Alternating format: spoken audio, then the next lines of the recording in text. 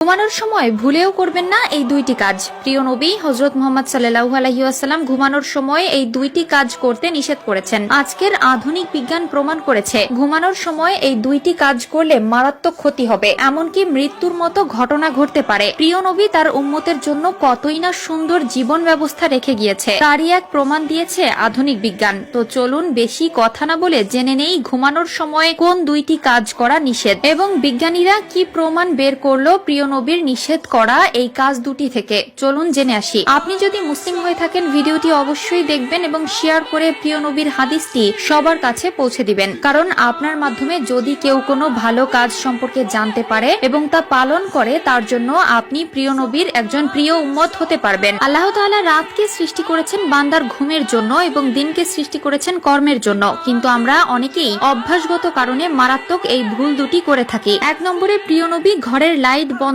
করে ঘুমাতে বলেছেন। লাইট জ্বালিয়ে ঘুমানো কতটা মারাত্মক ভুল চলুন জেনে নেই। প্রিয় নবী বলেছেন রাতে আলো জ্বালিয়ে ঘুমালে তোমাদের শরীরের ভিতরে এমন কিছু বিশেষ পার্টস রয়েছে যা কাজ করা বন্ধ করে দেয়, এমনকি মস্তিষ্কে নেতিবাচক প্রভাব পড়ে। বিজ্ঞানীরা বলেছেন রাতের লাইটের আলো থেকে এক ধরনের আলোক নিঃসরণ হয়, যার ফলে ব্রেন ক্যান্সার হওয়ার সম্ভাবনা থাকে। আমাদের শরীরে এক ধরনের গ্রন্থি আছে যার নাম পাইনাল গ্রন্থি, আর এই গ্রন্থি শুধুমাত্র অন্ধকারে এই কাজ শুরু করে, এক ধরনের হরমোন নিঃসরণ করা। লাইট জ্বালিয়ে ঘুমালে এই গ্রন্থি কাজ করা বন্ধ করে দেয় এবং হরমোন নিঃসরণ বন্ধ হয়ে গেলে শারীরিক ও মানসিক বিভিন্নভাবে নেতিবাচক প্রভাব পড়ে। দুই নম্বরে প্রিয় নবী হযরত মুহাম্মদ সাল্লাল্লাহু আলাইহি ওয়াসাল্লাম বলেছেন তোমরা যখন রাতে ঘুমাতে যাবে অবশ্যই ডান কাত হয়ে ঘুমাবে। বাম কাত হয়ে ঘুমালে তোমাদের পাকস্থলীতে নানাবিধ সমস্যার দেখা দিবে, যা পরবর্তীতে মারাত্মক রূপ নিতে পারে। বিজ্ঞান বলছে কোনো মানুষ যদি বাম কাত হয়ে ঘুমায় তাহলে তার পাকস্থলী খাদ্য হজম প্রক্রিয়ায় ব্যাঘাত ঘটে। পাকস্থলী যেহেতু বাম দিকে বাঁকানো, তাই কেউ যদি বাম দিকে শুয়ে থাকে তাহলে তার খাবার এক জায়গায় জড়ো হয়ে থাকে,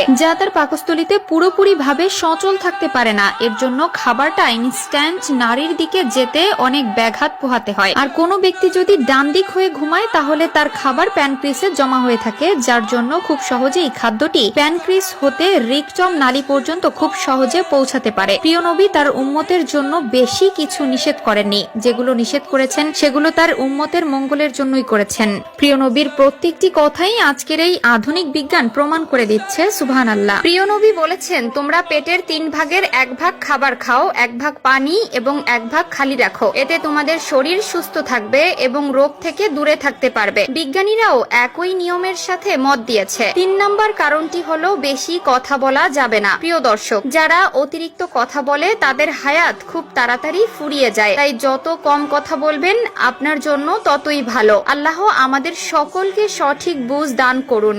আমিন।